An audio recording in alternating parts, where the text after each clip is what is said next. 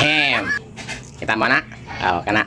So, kuha na siya. Agatong quarterfinals sa palarong pambansa ito. NCR versus kanang Western Visayas. Murag ari masyo na sa mga Bacolod area. So, mo gina, ang basketball ay lingin gyud, lingin ang bola. Kaya diba, kanang NCR kay kuan mga defending champion. Problema, tak-tak na sila karon. So, nakapili sila is Western Visayas siguro. Wata kay ba no? Kayo mutanaw mo sa duwa murag kumpiyansa ra kayo ang kuan, ang NCR. So, nya na gyud na. Ug maayo ka, ay kumpiyansa sa imong kontra kay ug kumpiyansa ka, pwede ka mapilde. Ingana na itabo sa kuan, USA team. USA team katong pag 2004 ba to? World Cup ba to or FIBA World Cup or Olympics? Pili sila sa Greece ba? O na. Di ba USA kay iladom lang maayo ang basketball pero pilde sila. So nga na gyud na siya. So ang basketball sa Pilipinas, di na jud ka makaingon nga ate NCR mga maayo ni.